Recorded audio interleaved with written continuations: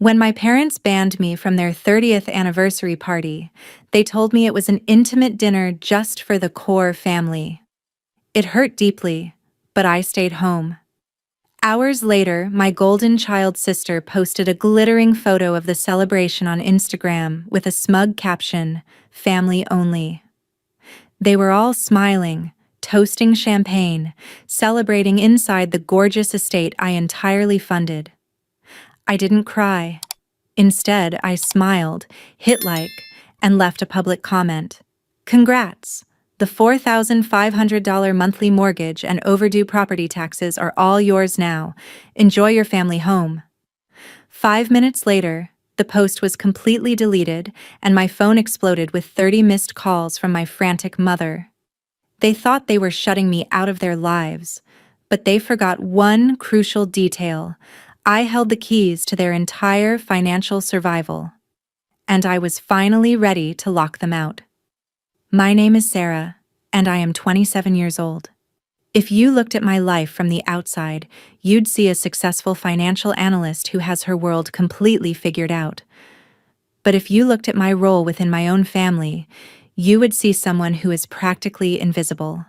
I have always been the hyper-responsible older daughter, the one my parents called only when a leaking pipe needed fixing, a complex tax form needed translating, or an urgent bill needed paying. On the complete opposite end of the spectrum is my younger sister, Lauren. Lauren is the textbook definition of a golden child. She is beautiful, effortless, and possesses an uncanny ability to spend money she didn't earn on designer clothes, luxury vacations, and high-end brunches. To my parents, Lauren can do absolutely no wrong. Her shallowest accomplishments are celebrated like historic milestones, while my actual hard work is met with a dismissive nod. But there was a massive, dark secret holding our family dynamic together, one that my parents and sister carefully hid from their high society friends. 3 years ago, my father's boutique consulting firm went completely under, leaving them buried under a mountain of debt. They were weeks away from foreclosure and total homelessness. Desperate, they came to me, begging for help. Because I loved them, I stepped in as their invisible backbone.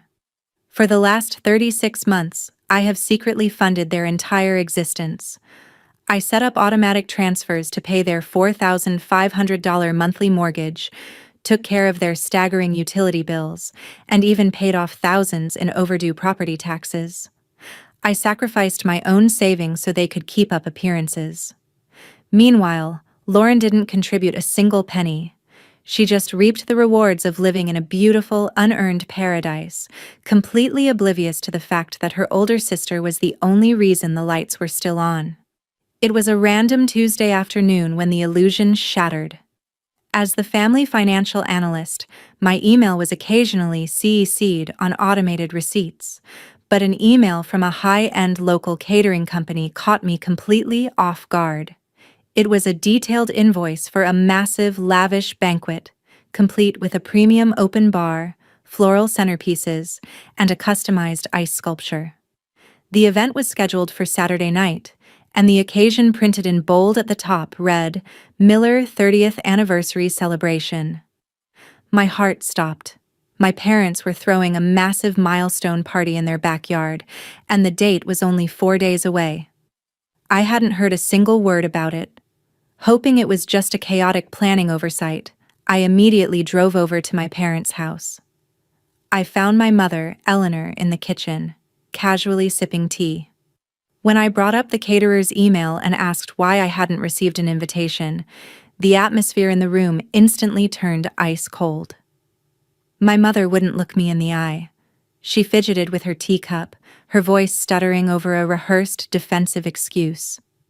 "It's a very tight budget this year, Sarah.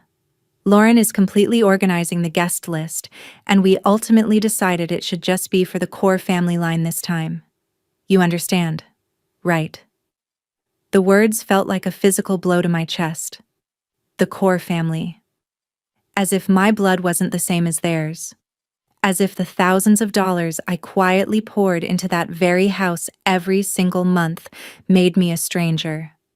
I realized in that humiliating moment that they only valued me as an unpaid ATM. The second they wanted to project an image of wealth, sophistication, and high society perfection to their friends, I was casually cast aside like an embarrassing blemish. Deeply choked up but refusing to let her see me cry, I simply nodded, turned around, and walked out of the house. I decided right then to step back and let them have their perfect night. I just didn't realize how far they would go to humiliate me. When Saturday night finally arrived, I sat completely alone in my dark apartment. Instead of enjoying my weekend, I found myself compulsively staring at my phone, tracking the digital storm of notifications as guests began arriving at my parents' house.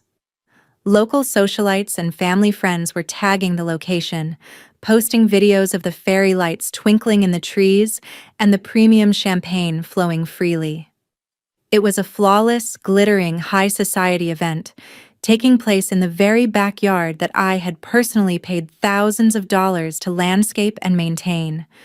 They were living like royalty on my dime, while I was treated like an unwanted ghost. Then, just before midnight, the definitive blow landed. My phone buzzed with an Instagram notification. It was Lauren. She had just uploaded the main family portrait from the evening. The photo was breathtakingly sharp and professional. There stood my mother Eleanor and my father Robert, looking radiant and proud, flanked by Lauren and her incredibly wealthy fiancé, Brandon. They were all dressed in designer evening wear, laughing gaily and raising their crystal flutes to toast 30 years of marriage. They looked like the picture-perfect definition of generational wealth and familial bliss. But it wasn't just the photo that shattered my heart. It was the caption Lauren had proudly written beneath it. In bold letters for the entire world to see, it read, "Celebrating 30 years of pure love and success. Family only." Within minutes, the comment section flooded with praise from mutual friends, gushing over how stunning the family estate looked, and congratulating Lauren for organizing such an elite gathering. No one questioned my absence. To the world, the core family was perfectly complete without me. I stared at the screen, watching them weaponize my silent financial sacrifices to publicly humiliate me and feed their own vanity. The final boundary had been crossed, and the pain in my chest suddenly hardened into pure, icy resolve. Watching that photo accumulate likes felt like watching my own erasure happen in real time. For 3 long years, I had quietly downsized my own dreams, skipped vacations, and watched my savings dwindle to a fraction of what they should be, all to protect my parents from ruin. I had carried their shame, their debts, and their secrets on my back, asking for nothing in return but basic human respect. And this was my reward. They had used my hard-earned money to buy a stage, climbed up onto it with the golden child, and used their platform to publicly declare to the world that I did not belong. The raw, bleeding hurt inside me instantly transformed into a cold, unshakable rage. The submissive, accommodating older daughter who always kept the peace was officially dead. I opened the comment section on Lauren's viral Instagram post. My fingers didn't tremble as I typed out the truth. I made sure every single word was crystal clear, formatting it so it would be impossible for any of their high society friends to misinterpret. Underneath the glittering portrait, right below her smug family-only caption, I wrote, "Congrats! The $4,500 monthly mortgage and overdue property taxes are all yours now. Enjoy your family home." I took a deep breath and hit send. The digital fallout was instantaneous and spectacular. Because Lauren's post was trending among our social circle, my comment was thrust directly into the spotlight. Within 2 minutes, mutual family friends and local acquaintances started liking my comment, their curiosity piqued by the sudden crack in the family's wealthy facade. The panic on their end must have been absolute. Exactly 5 minutes after I posted it, Lauren completely deleted the entire photo from her profile in a frenzy. But it was already too late. The screenshot-heavy rumor mill had begun. Suddenly, my phone lit up like a Christmas tree, vibrating violently against my coffee table with 30 consecutive missed calls from my hysterical mother and furious sister. The truth bomb had dropped, and their superficial world was officially burning. The phone vibrated continuously, a relentless buzzing that mirrored the chaos I had just unleashed on their perfect evening. I let it ring until the 31st call before I finally slid the screen to answer, placing it firmly on speakerphone. The audio exploded into my quiet living room. My mother Eleanor was completely hysterical, her voice a high-pitched screech of pure panic and rage. "Sarah, have you lost your absolute mind? How dare you post something so vile and humiliating for the entire world to see?" Lauren is in tears, and Brandon's parents are asking horrific questions. "You have ruined our reputation." In the background, I could hear Lauren sobbing loudly, wailing about how her social life was utterly destroyed. I didn't yell. I didn't get defensive. I just leaned back in my chair, my voice as calm and calculated as a winter frost. "I didn't lie, Mother. I simply stated the financial reality of the house you are currently sitting in. Since I am not part of the core family line, I am assuming my financial contributions aren't part of it either." The line went dead silent for a long beat as the gravity of my words finally registered. Suddenly, the aggressive fury vanished, replaced by a desperate, sickening shift in tone. My father Robert quickly snatched the phone away. His voice was trembling, trying to force a nervous, booming laugh to play the whole thing off. "Sarah, sweetheart, let's not do anything hasty here. The caption was just a silly joke by Lauren. You know how she is with social media. This is all just a huge, terrible misunderstanding. Of course you are part of this family. We love you so much, and we need to stick together." They went from casting me out to begging for my loyalty in a matter of minutes, but I stood completely firm, refusing to buy into their synthetic warmth. "The misunderstanding is over, Dad," I replied coldly. "If that beautiful estate belongs exclusively to the core family, then the core family can figure out how to pay for it. Don't call me again unless it's to tell me how you plan to refund my 3 years of stolen savings." I hung up the phone, cutting off his frantic pleas mid-sentence. For the first time in my life, I held all the power, and I wasn't going to let them slide back into my wallet.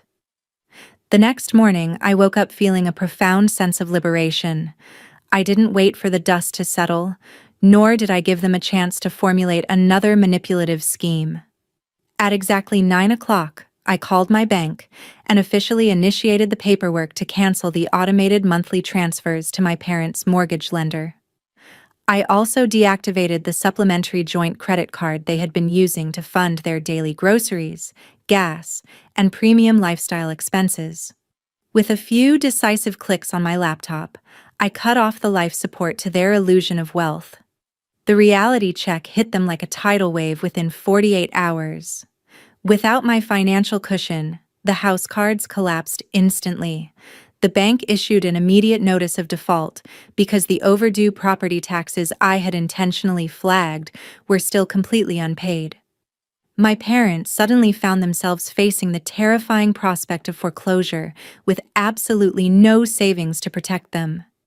But the most satisfying piece of poetic justice fell squarely on Lauren.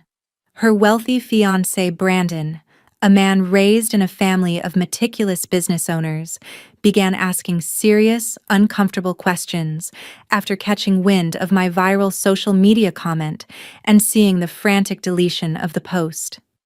He began digging into their actual background, quickly exposing the web of lies Lauren had spun about her family's generational wealth and high society standing. He realized her entire effortless persona was built on borrowed time and her sister's exploited labor. The engagement was instantly put on indefinite hold, leaving Lauren to face the cold, unvarnished truth of her own making. They wanted a world without me, and they finally got it, along with every single bill they owed. 3 months have passed since that fateful evening, and my life has transformed in ways I never thought possible. By reclaiming that $4,500 every single month, I was finally able to invest heavily in my own future, securing a beautiful new apartment and watching my personal savings account thrive. Meanwhile, my parents were forced to face their unpayable debts, ultimately downsizing to a cramped, modest apartment on the edge of town. Lauren's engagement was officially called off, and for the first time in her pampered life, she had to get a stressful retail job just to cover her own basic car payments. They wanted to see what their lives looked like without me, and they learned the hard way that appearances don't pay the bills. Standing up to my toxic family was terrifying, but it taught me that your self-worth is something you must never sacrifice for anyone. Now, I'm incredibly curious about all of you who have followed my journey until the very end. What would you have done if you were in my shoes? Would you have dropped the truth bomb publicly like I did? Or would you have simply cut them off in total silence? Comment below with your thoughts. And please, comment the city you are watching from so I can see exactly how far this story of family justice has reached. Thank you so much for watching.